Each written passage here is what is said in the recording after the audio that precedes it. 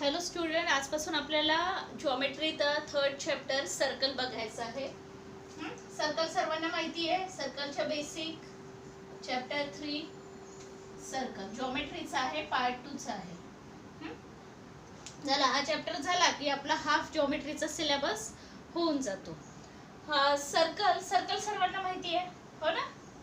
Circle draw करता येते. सर्कलला काय असते, याला काय म्हणतात, सेंटर म्हणतात. तर मी सर्व 5वी 6वी 7वी तुमचं जेवढं बेसिक झालेलं आहे 9th क्लास पर्यंत सर्व बेसिक स्टार्टिंगला घेणार आहे. ह्या सर्कलचा सेंटर आहे. याला काय म्हणतात, जे सर्कल पासून, सर्कलच्या सेंटर पासून ते सर्कलची बाउंड्री हे जे आहे याला सर्कमफरन्स म्हणतो ना. याला जॉईन करणार आहे. सपोज ओ सेंटर आहे किंवा सी सेंटर आहे आणि हा ए पॉइंट कुठेतरी सर्कलवर आहे. तर याला काय म्हणत असतो आपण, रेडियस ऑफ ए सर्कल. ही काय झाली सर्कलची रेडियस. कुठे जॉईन करते, सेंटर पासून सर्कलच्या पॉइंटवर. त्याच्यानंतर सेंटर मधून पास होणारी आणि सर्कलच्या 2 पॉइंट्सला जॉईन करणारी, सेंटर मधून पास होणारी ही स्ट्रेट सेगमेंट. सपोज सर्कलचे 2 पॉइंट्स आहे एम आणि एन, यांना जॉईन करणाऱ्या सेगमेंटला काय म्हणतो आपण, डायमीटर. ह्या सगळ्या टर्म्स तर ऑलरेडी तुम्हाला माहिती असायला पाहिजे की कशाला काय म्हणतात, कारण हे झालंय. तुम्ही radius, diameter, circumference, area of circle याचे सर्वांचे प्रॉब्लेम्स बघितलेले आहेत. ठीक आहे. आता दुसरं आहे कॉर्ड. कशाला म्हणतात हे 9th क्लासमध्ये बघितलं होतं तुम्ही. कॉर्ड सर्कलवरच्या कुठल्याही 2 पॉइंटला, कुठलेही 2 असं कंपल्सरी एका सेंटरमधून केले पाहिजे नाही. डायमीटर साठी डेफिनेशन आहे का कंपल्सरी सेंटर मधून गेला पाहिजे तर तो डायमीटर. कॉर्ड मात्र सेंटर मधून गेलेली असो नाही तर नसो काहीही फरक पडत नाही. बट सर्कलवरचे 2 पॉइंट जॉईन करते या सेगमेंटला काय म्हणतो आपण, कॉर्ड म्हणतो. काय म्हणतो, CHORD, कॉर्ड म्हणायचं याला. ठीक आहे. मग डायमीटर सुद्धा तर सर्कलवरच्या 2 पॉइंटला जॉईन करते, तर मग हिला कॉर्ड म्हणू शकत नाही का, म्हणू शकतो. ती सेंटर मधून जाते, त्याने काय फरक पडतो, सेंटर मधून जाते म्हणून तिचं स्पेशल नेम डायमीटर आहे, हो ना.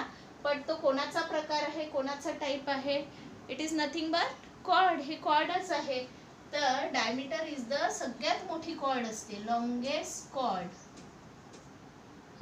डायमीटर हा जो डायमीटर आहे ही काय आहे, लॉंगेस्ट कॉर्ड आहे. कोणता पण डायमीटर, हा डायमीटर किंवा अजून दुसरा कोणता डायमीटर असेल तो लॉंगेस्ट कॉर्ड असतो. ठीक आहे. आता हे झालं आपलं 9th क्लास पर्यंतचं बेसिक. त्यानंतर आता 10th क्लासमध्ये आपल्याला बघायचं आहे टेंजंट आणि सिकेंट कशाला म्हणायचं. ठीक आहे. मी नेक्स्ट याच्यात सांगेल टेंजंट सिकेंट. सध्या तर 9th क्लासमध्ये जेवढी थेरी झाली आहे तेवढंच एक्सप्लेन करत आहे. समजलंय. हा सेंटर आहे सर्कलचा, याला रेडियस म्हणतात. ह्याला डायमीटर दिसते, रेडियसच्या डबल आहे डायमीटर. सेंटरच्या एकाच भागाला रेडियस आहे, डायमीटर दोन्ही बाजूला येते. म्हणजे डायमीटर ही रेडियस पेक्षा मोठी आहे, कशी आहे, डबल आहे. सर्कलच्या कोणत्याही 2 पॉइंट्सला जॉईन करणारी कॉर्ड आणि डायमीटर ही लॉंगेस्ट कॉर्ड आहे. आता आपल्याला हे सगळं तर बेसिक तुम्हाला माहितीच आहे. डायमीटर आणि रेडियसचं काय रिलेशन आहे, डायमीटर कशी फाइंड करता, रेडियसच्या डबल असते. रेडियस हिला मल्टिप्लाइड बाय 2 केलं तर काय मिळतो, डायमीटर. आणि ही जी बाउंड्री आहे या बाउंड्रीला काय म्हणत असतो आपण, सर्कमफरन्स. जे मी ब्लॅक कलरची सर्कलची बाउंड्री ड्रॉ केली आहे तिला काय म्हणत असतो, सर्कमफरन्स ऑफ ए सर्कल, जे ऑलरेडी 8th क्लासमध्ये झालं. एरिया ऑफ सर्कल कशाला म्हणायचं, लास्ट चॅप्टर आहे ज्योमेट्रीचं, त्यामध्ये एरिया सुद्धा फाइंड करायचा आहे. एरिया म्हणजे या सर्कलनी आतमधली जेवढी जागा कव्हर केलेली आहे. जसं या बोर्डचा एरिया, तर हे बोर्डचा भाग सगळा. तर सर्कलचा एरिया म्हणजे सर्कलच्या आतमध्ये जेवढी जागा आहे, एरिया मीन्स ती जागा, तर त्याला एरिया म्हणतो. सर्कमफरन्स मीन्स ही बाउंड्री जे बाहेरून दिसतंय आपल्याला, त्या बाउंड्रीला सर्कमफरन्स म्हणतो. ओके. तर इथपर्यंत तुमचा 8th क्लासपर्यंत बेसिक झालेला आहे. 9th क्लासमध्ये आपण सर्कलचे कॉर्ड आणि सेंटर याच्यातलं रिलेशन बघितलं होतं. 3 प्रॉपर्टीज बघितल्या होत्या कॉर्ड ऑफ ए सर्कलच्या. ते 3 प्रॉपर्टीज मी एकदा रिवाइज करते आणि त्यानंतर नेक्स्ट व्हिडिओपासून आपला सर्कल चॅप्टर जो 10th क्लासचा आहे तो स्टार्ट होईल. तर फर्स्ट प्रॉपर्टी काय होती आठवते, असा सर्कल, सेंटर, याला कॉर्ड म्हणतात. जर सेंटर पासून असा परपेंडिक्युलर ड्रॉ केला, सपोज कॉर्डचं नाव आहे AB, सेंटरचं नाव आहे O, तर सेंटर पासून जर असा परपेंडिक्युलर आपण AB वर ड्रॉ केला तर काय प्रॉपर्टी होती, तर हा परपेंडिक्युलर या कॉर्डचे 2 इक्वल पार्ट्स करतो. हा जो परपेंडिक्युलर 90 डिग्री आहे, परपेंडिक्युलर कोणावर ड्रॉ केला, कॉर्डवर ड्रॉ केला, तर त्या कॉर्डचे 2 इक्वल पार्ट करतो. त्याला काय म्हणतात इंग्लिशमध्ये, बायसेक्ट. 2 बाय, ठीक आहे. तर 2 इक्वल पार्ट करतो. तर ही प्रॉपर्टी काय आहे, ही तुम्हाला लर्न करायची आहे. परपेंडिक्युलर ड्रॉ केला, कुठून केला, from the centre of circle, from the centre of circle, from the centre of circle bisects. काय करते, तो बायसेक्ट करते. कोणाला, bisects the chord. Perpendicular drawn from centre of circle bisect the chord. Perpendicular सर्कलच्या centre पासून draw केला, तो काय करतो, कॉर्डला बायसेक्ट करतो. ही प्रॉपर्टी लर्न करायची आहे. म्हणजे काय, तर इथे लिहिते, if segment OM is perpendicular on segment AB लिहा, नाही तर कॉर्ड AB लिहा. कॉर्ड मीन्स सेगमेंटच आहे. जर हा परपेंडिक्युलर सेंटर पासून आहे, कंपल्सरी O सेंटर असेल तर, अदरवाइज नाही होत. सेंटर पासून परपेंडिक्युलर ड्रॉ केला कॉर्डवर, तर बायसेक्ट होते. बायसेक्ट म्हणजे 2 सारखे भाग होतात. याचा अर्थ AM कोणाला सारखी असली पाहिजे, MB ला.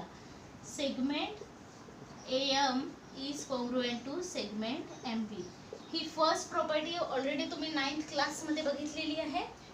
देन सेकंड प्रॉपर्टी काय होती, फर्स्ट प्रॉपर्टीमध्ये एकच कॉर्ड होती, सेकंड प्रॉपर्टीमध्ये 2 कॉर्ड्स असतात, ठीक आहे.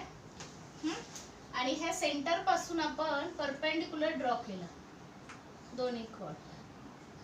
आणि दोन्हीही कॉर्ड्स कशा, समजा ही एक AB कॉर्ड आहे, सेंटरचं नाव मी O दिलेलं आहे, AB, आणि ही कॉर्ड आहे CD. ओके, एक AB कॉर्ड आहे, एक CD कॉर्ड आहे. सेंटर पासून AB वर परपेंडिक्युलर काढला, त्याचं नाव दिलं M. CD कॉर्डवर परपेंडिक्युलर काढला, त्याचं नाव दिलं N. हां, तर ह्या जर कॉर्ड्स कॉन्ग्रुएंट असतील, म्हणजे सारख्या असेल, जर AB आणि CD अशा 2 कॉर्ड्स सारख्या असेल आणि दोन्ही कॉर्ड्सवर जर असे आपण परपेंडिक्युलर ड्रॉ केले, तर काय प्रॉपर्टी होती, तर त्या कॉर्ड्सचं सेंटर पासूनचं डिस्टन्स, सेंटर पासून ते कॉर्ड पर्यंतचं डिस्टन्स, म्हणजे डिस्टन्स ऑलवेज परपेंडिक्युलर डिस्टन्स घेतो आपण, तिरप असं घेतो का, नाही. तर हे जे परपेंडिक्युलर डिस्टन्स आहे, जर दोन्ही कॉर्ड कॉन्ग्रुएंट असेल, तर हे जेवढं डिस्टन्स आहे तेवढंच हे डिस्टन्स असते, असं म्हणणं. म्हणजे कसं लिहा, congruent chords are equidistant. Equidistance म्हणजे सेम डिस्टन्सवर, कोणापासून, from the centre of circle. तर प्रॉपर्टी काय आहे, कॉन्ग्रुएंट कॉर्ड्स. तर हा वर्ड इम्पॉर्टंट आहे, कॉन्ग्रुएंट. जर कॉर्ड्स कॉन्ग्रुएंट असेल तरच हे पॉसिबल आहे. कॉन्ग्रुएंट कॉर्ड्स आर इक्विडिस्टंट म्हणजे इक्वल डिस्टन्स, कोणापासून, from the centre of circle. Property काय लर्न करायची आहे, सेकंड प्रॉपर्टी. फर्स्ट प्रॉपर्टीमध्ये एकच कॉर्ड होती, सेकंड प्रॉपर्टीमध्ये 2 कॉर्ड्स आहे, पण दोन्ही कॉर्ड्स कशा आहे, कॉन्ग्रुएंट आहे. कॉन्ग्रुएंटचं मिनिंग काय, जर ही कॉर्ड 5 सेंटीमीटरची असेल तर ही सुद्धा 5 सेंटीमीटरचीच राहणार. ही 7.2 सेंटीमीटरची असेल तर ही सुद्धा 7.2 सेंटीमीटरचीच राहणार. तर दोन्ही कॉर्डची लेंथ इक्वल आहे, म्हणजे दोन्ही कॉर्ड्स कशा झाल्या, कॉन्ग्रुएंट कॉर्ड्स झाल्या. तर प्रॉपर्टी काय लर्न करायची आहे, congruent chords are equidistant from the centre of circle. म्हणजे जर 2 कॉर्ड्स कॉन्ग्रुएंट असेल तर त्यांचं सर्कलच्या सेंटरपासून ते कॉर्डपर्यंतचं डिस्टन्स कसं राहते, इक्वी म्हणजे इक्वल असते.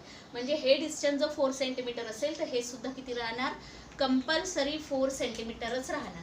का बरं राहणार, तर याचे प्रूफ्स ऑलरेडी 9th क्लासमध्ये आपण थेरम बघितलेले होते, प्रॉपर्टी प्रूफ केल्या होत्या. यावर्षी तुम्हाला ऑलरेडी रेडीमेड ती प्रॉपर्टी यूज करायची, त्याचे काही प्रूफ्स करायचे नाही. ठीक आहे, म्हणजेच याला लिहायचं कसं मॅथमॅटिकल फॉर्ममध्ये, if chord AB is congruent to chord CD.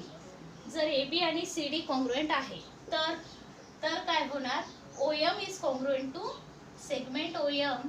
म्हणजे या कॉर्डचं सेंटर पासूनचं perpendicular distance segment OM congruent to segment ON.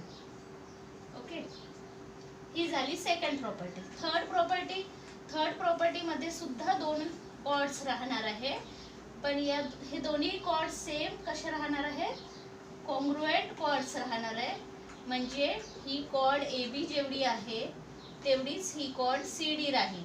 मग याचं सेंटर सोबत काय रिलेशन, तर याच्यात जो अँगल फॉर्म होतोय तो आणि याच्यातला कॉर्ड AB मुळे जो सेंटरवर अँगल तयार झाला अँगल O आणि कॉर्ड CD मुळे जो सेंटरवर अँगल तयार झाला, दोन्ही अँगल इक्वल राहतील. पण कधी, जेव्हा दोन कॉर्ड्स कॉन्ग्रुएंट असतील, म्हणजे लेंथ इक्वल असेल, म्हणजे हा 5 सेंटीमीटर तर हा 5 सेंटीमीटर असेल, तर हा आणि हा अँगल सारखा राहील. म्हणजे हा 50 डिग्री असेल तर हा सुद्धा 50 डिग्री. मग लिहायचं कसं, कॉन्ग्रुएंट कॉर्ड्स, ही प्रॉपर्टी लर्न करावं लागेल. कॉन्ग्रुएंट वर्ड इम्पॉर्टंट आहे, कारण कॉर्ड्स कॉन्ग्रुएंट असेल तरच ही प्रॉपर्टी यूज करू शकतो.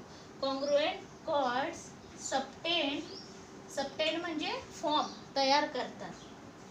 कॉन्ग्रुएंट काय तयार करतात, कॉन्ग्रुएंट अँगल्स तयार करतात. कॉन्ग्रुएंट अँगल्स कुठे, at the centre of circle, सर्कलच्या सेंटरला. प्रॉपर्टी काय आहे, congruent chords subtends congruent angles at the centre of circle. Congruent chords सेंटरच्या सर्कलला कॉन्ग्रुएंट अँगल्स तयार करतात. ही प्रॉपर्टी लर्न करायची आहे. मॅथमॅटिकल फॉर्ममध्ये कसं लिहाल, जर कॉर्ड्स कॉन्ग्रुएंट असतील, म्हणजेच if chord AB is congruent to chord CD, then तर काय होईल, दोन्हीही अँगल कॉन्ग्रुएंट राहतील. तर वरच्या अँगलचं नाव कसं लिहाल, फक्त अँगल O नाही लिहायचं. O म्हणजे कोणता O, AOB किंवा BOA. तर मी AOB लिहिते, हा अँगल या अँगलला कॉन्ग्रुएंट. तर याचं नाव कसं लिहाल, COD किंवा DOC. तर मी COD लिहिते आहे, O मधात आला पाहिजे. बरं, इथे अँगलचे नावं लिहिले आहे, कॉन्ग्रुएंट सिम्बॉल दिलाय, तिथे M लिहाल का, मेजरमेंट लिहिलं का, पण 30 डिग्री 60 डिग्री मेजरमेंट लिहिलेलं नाही आहे, त्याच्यामुळे M लिहायचा नाही. ओनली अँगल मधलं रिलेशन आहे कॉन्ग्रुएंट्स. ठीक आहे, तर ह्या 3 प्रॉपर्टी होपसो काय तुमच्या लर्न असायला पाहिजे. 9th क्लासमध्ये झालेलं आहे. मी एकदा हा टॉपिक पूर्ण रिवाईज करून दिला आहे, कारण याचं हे सगळं बेसिक नॉलेज असेल तर तुम्हाला सर्कल चॅप्टर समजायला इझीच आहे. तर त्यासाठी पहिले तर मी 8th क्लासपर्यंतचा बेसिक घेतला आणि मग ह्या 9th क्लासच्या 3 प्रॉपर्टी. एवढं तुमचं जुन्याच याची रिव्हिजन आहे. नेक्स्ट व्हिडिओपासून आपण 10th क्लासचं जे काय सर्कल चॅप्टरमध्ये टँजंट आहे, सिकंट आहे, काय आहे ते बेसिकपासून बघणार आहोत. 10th क्लासचा नेक्स्ट व्हिडिओ स्टार्ट. ओके.